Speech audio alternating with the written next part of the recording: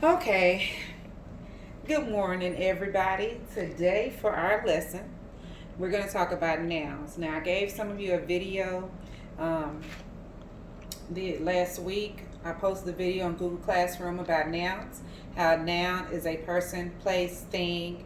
On that video, they talked about nouns being animals. They also talked about proper nouns and common nouns, when to capitalize the nouns, talk about how nouns can be places.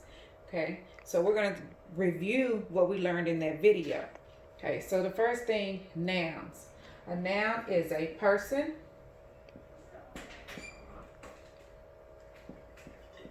place,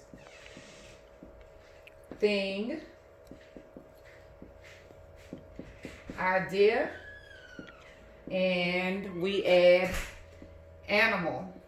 Now, I know in the past I've said don't add the animal because the animal will be considered a thing.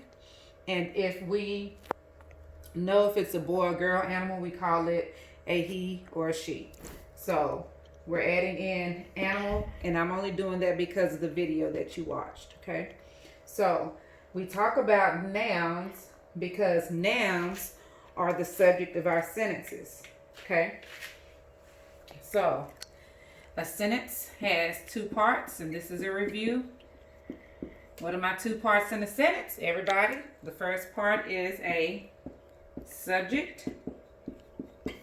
The second part is a predicate. Okay? The subject is that noun or pronoun that our sentence is about. You've seen this before. So that's why we're focusing in on this, because of this right here. That's the subject of our sentence. Okay? If we talk about predicates, that would be a be verb. Verbs. So it can be an action verb or a be verb. But we're focusing in on this right here, that noun. Okay? So, as we go through our sentences today, we're going to identify the nouns in the sentence. The nouns, not the pronouns, but the nouns in the sentence. Okay.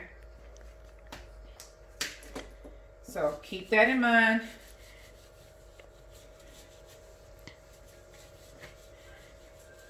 We're going to do 6 sentences, and you guys love 6 sentences. Can't throw out candy today, but that's okay. Feel good if you got it. I'll give you a few minutes to think about your what you want to change when I put the sentence up.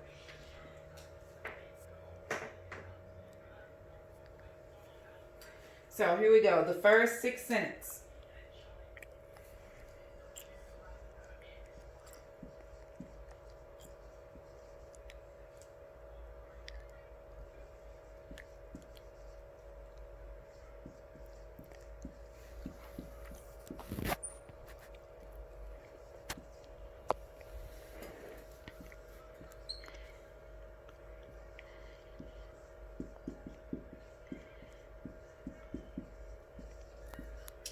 Dad asked, Mom, does you know where my tickets are?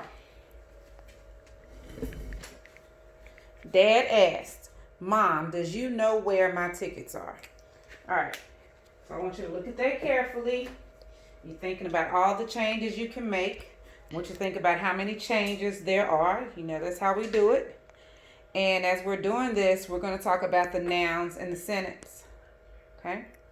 So, first and foremost, your noun that you should see in this sentence, tickets. Okay? Tickets is a noun. It is a thing. Okay? You should also see that we have dad and mom. Dad and mom are people. These are the nouns in the sentence. Dad, mom, tickets. Okay? So we've identified our nouns. Now again, what mistakes do you see?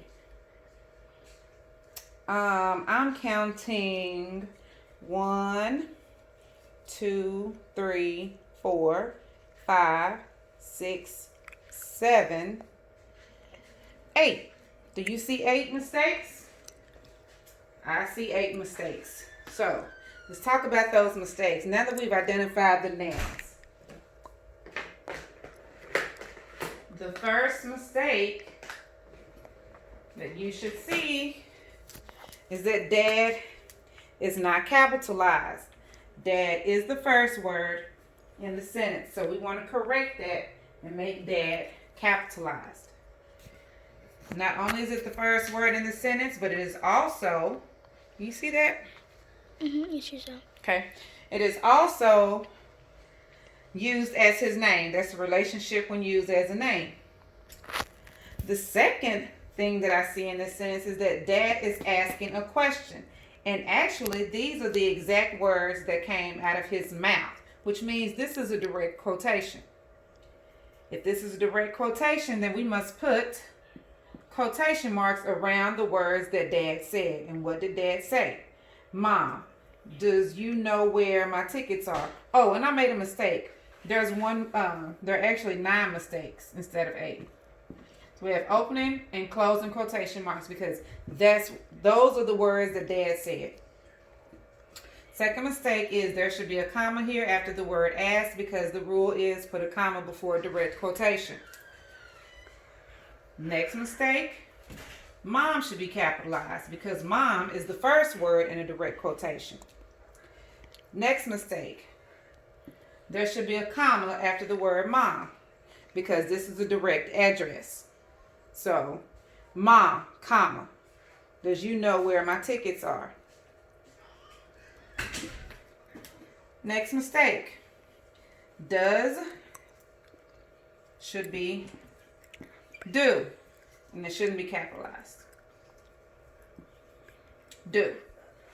Why? Because this is the subject of my sentence.